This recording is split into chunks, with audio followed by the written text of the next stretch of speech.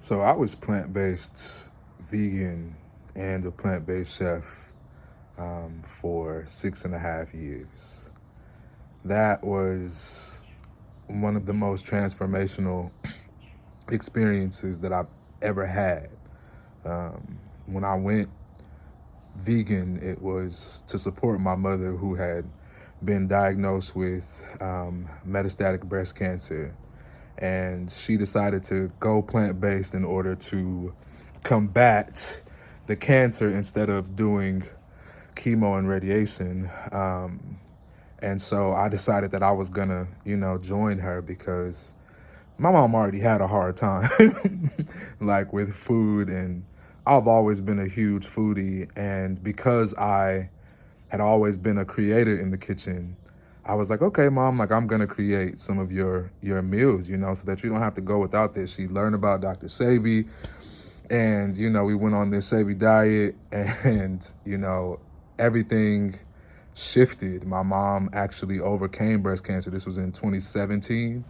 Um, and that was without chemo and radiation. She had just gotten the lumpectomy, so got the lumps removed from her breast. And man, being plant-based changed both of our lives for the best, to be honest. It was beautiful.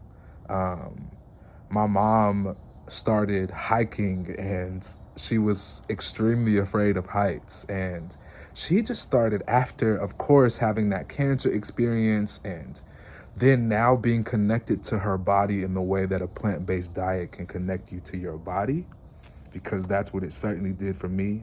I was a correctional officer at the time, working at a level 4 maximum security prison out here in California. And I was having stress headaches and pains in my eyes and brain from, just like existing in that environment and trying to make it. Also, being a queer male and not being able to be out at work, it was tough. It was a tough reality to exist in for the 5 years that I did work in that career. Um, However, being plant-based, man, it opened up my mind and cleared the fog and cleared the pain. And I was just like, man, what is this? And I was literally not even fully plant-based at the time that I started seeing the shift. I was just, cooking the foods off of this approved list that my mother had. And she was staying with me out in Lancaster. She lived here in Riverside, in the IE. And yeah, man, for a couple years after that, things were just bright and beautiful. We were mostly eating plant-based. Um, no processed foods. We were, actually at that time, we didn't even know anything about, I don't even know if like the popular meat replacement brands and all of that stuff were out when we first went plant-based. Like, so I was just like, okay, my mom needs to be able to eat food that reminds her of the foods that we typically eat. And then when I decided to go full-fledged and join her, I'm a foodie, so I wasn't gonna give up, my flavor, and I didn't have to. And it was so beautiful. I got a chance to exercise creativity in ways that I had not gotten a chance to in a very, very long time. And it shifted my life for the best. Um, and I will say, I know that being plant-based is what supports my body the best, the most. Um, However, uh, I think I've gained a bit of a disdain. Um, I have some resentments. My mom was re-diagnosed with cancer in 2020. By that time, all the meat alternatives had come out. She was like so heavily attached to these Beyond sausages that she would eat all the time. And she would go to plant power fast food and eat because she had a hard time. You know, she would cook, but obviously, just like with life, being plant-based, can sometimes take a lot of steps. It can take a lot of preparation.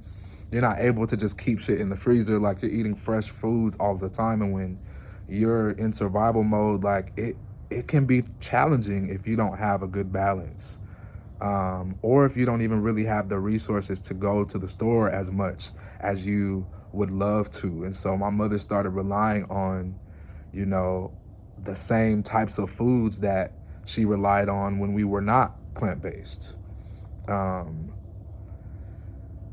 that cancer came back. And I tried to go the same route that we went before. Like, I was like, okay, Mom, let's get to juicing, let's get on this raw fast. Like, we argued so much about what she was gonna eat. I would have the worst fucking experiences, actually, caregiving for her, because she chose to do chemo and radiation this time. And I always said, Mom, I will support you.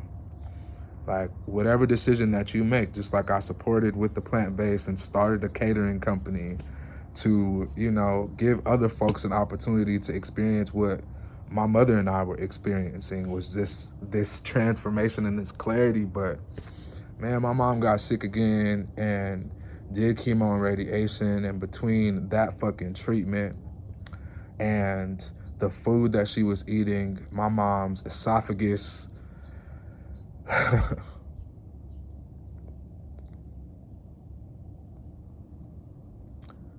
my mom got to a point to where the radiation had melted the inner lining of her esophagus.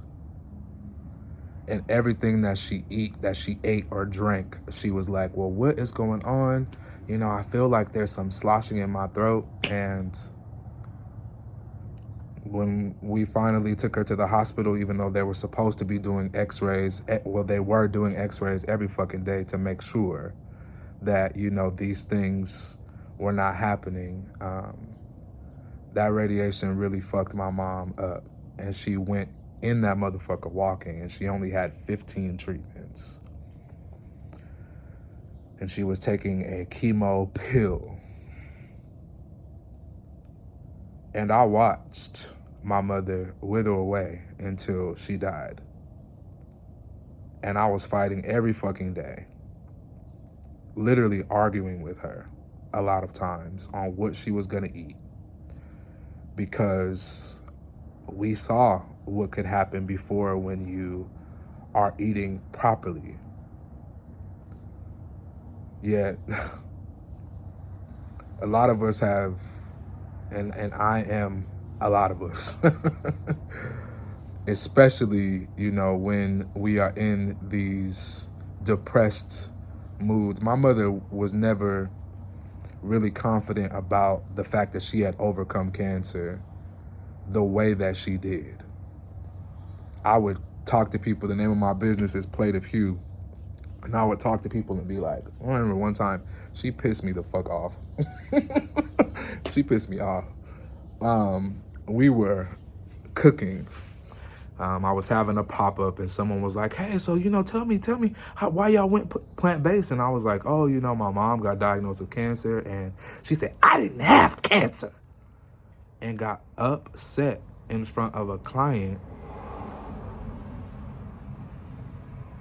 and told them basically that I was fucking lying. She was like, later, after we talked about things, she was just like, I don't want to claim that. And I'm just like, yeah, but Mom, you didn't have to do that like that. Like, we talk about this all the time. I couldn't even tell our story because of my mother's fear of being seen. And with her being gone, and with me now having worked through all of the guilt and shame and humiliation and regret, and I can't even say all of it, but with me having worked through a lot of it, I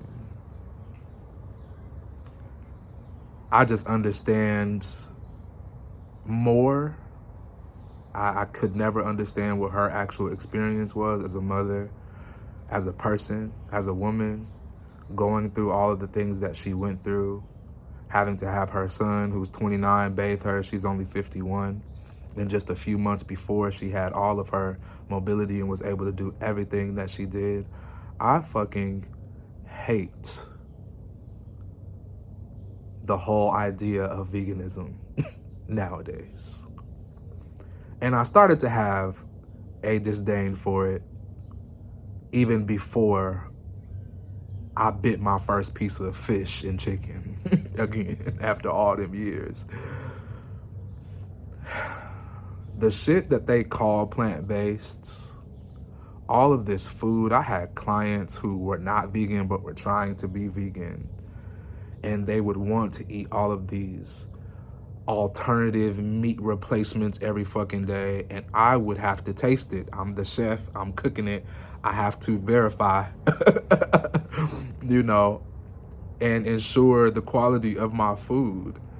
So I was eating that shit every day. This is after my mother passed. I had a huge opportunity to work with some folks, and you know, they didn't eat this, they didn't eat that, no mushrooms, no peppers, no this, no that, no this, no that, Lord Jesus. So I was just like, okay, I'm gonna cook this fucking, you know, unbelievable meat shit every fucking day. And I realized after a week of eating that shit, I had been completely constipated.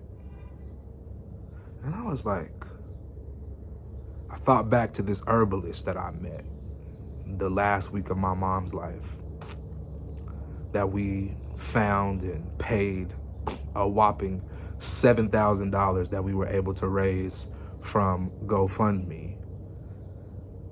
My mom was damn near dead at that point. But I watched those herbs release from her everything my mom was, taking, you know, releasing bowels and urine, just a tiny amount. Like I had to take her, she could barely stand up on her own. So I had to take her to the bathroom. She was releasing little small pebbles of shit and small little amounts of pee. When they even hooked the catheter up to her, she was barely releasing anything, and I saw those herbs fucking release the fucking floodgates, so much to where my mom, who hadn't been speaking for weeks after being fucking just near death, and us trying to, and my dad trying to literally just keep her alive, even though she damn near looked dead already and felt dead already. I watched those herbs release, and I remembered what that herbalist told me, that our bodies are designed to consume foods and release waste. Most Americans eat 3 meals per day, if not more than that. And most of us also only take 1 poop per day, if that. But let's just say 3 meals a day, 1 poop a day, on average. If we are supposed to be taking a poop, if we're supposed to be consuming food, releasing waste every single time that we eat, that means we should be having 3 poops a day if we having 3 meals, correct? So he told me that every single day we have 1 poop, but we're storing 2. And what happens when poop is stored inside of the body? Where does it go? Into the bloodstream.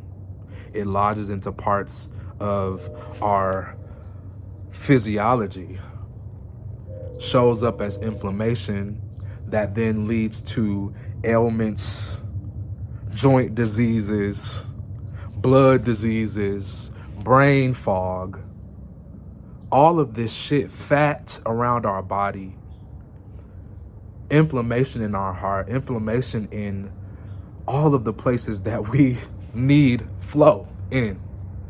It disrupts our flow. When we eat this shit that is not meant for us to be consuming on a regular basis, and I saw the way that specifically these lab-made, falsely advertised plant-based products have been making people sick, including me. and including my fucking mother. And we thought that we had gotten away from, you know, the death of all the other shit, the meat that we eat that is cancerous and energetically completely fucking destroyed from all of the fear and all of the sadness and all of the abuse that these animals endure in order to feed our big, greedy, gluttonous asses. Especially in this country, but not exclusive to this country, because I've been in others. And it's the same shit, bro. And we have lost connection to our flow and the stagnation that is caused by the ways that we eat is killing us. And I watched that stagnation kill my mother and still decided to go back and eat meat. However, it wasn't fully just, a decision that I just made on a whim. I have been depressed since my mother passed. I have, no one to cook my meals for me besides myself. My plant-based meals. I did have a cousin who was at least,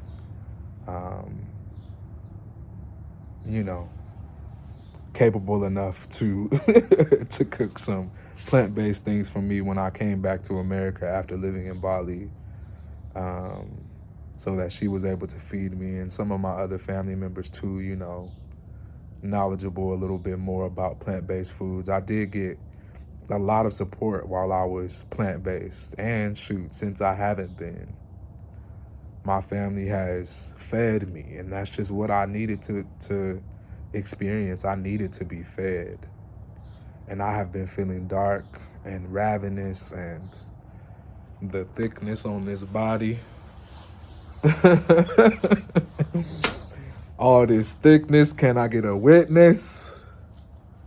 Is the result of it. So I have been leaning back into my knowledge of how plant-based foods can completely restore the body, how earthing and grounding and connecting to nature can restore the flow within the body. And that's where the flowitarian comes.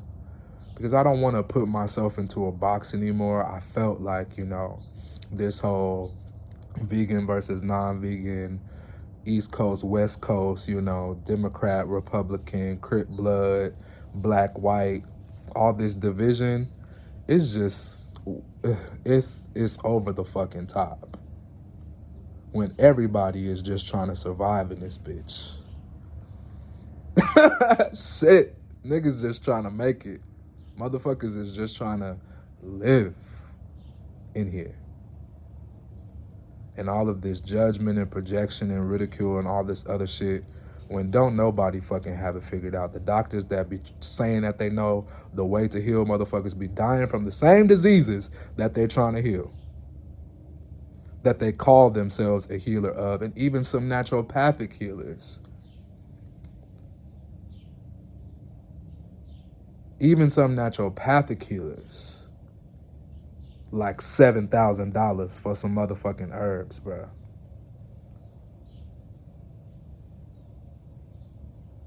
So if they ain't fucking physically sick, then they are greedy in another way, gluttonous in another way, mentally or emotionally or spiritually as ill as the people that they also claim that they can heal. When all we can do is inspire healing in another, in each other. As we all try to figure this shit out, nobody has all the fucking answers.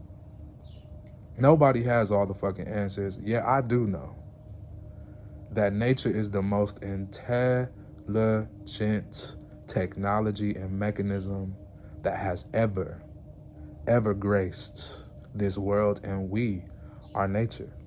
So of course, feasting on not dead creations of the Creator, but living creations of the Creator, plants and living water, coconuts and, H3O2, all these waters and gel waters from fruits and juicing and all of these things that can bring and restore vitality in our lives.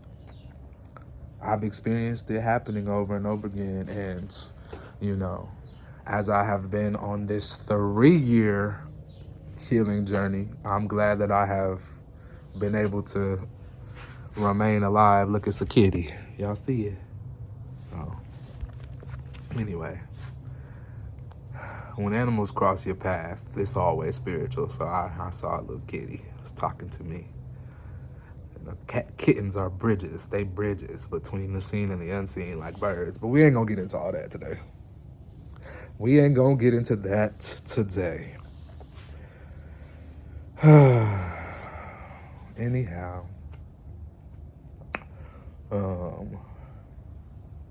maybe me running my mouth on YouTube will give me enough views so that I can get my money back up, so that I can put this juicer to user.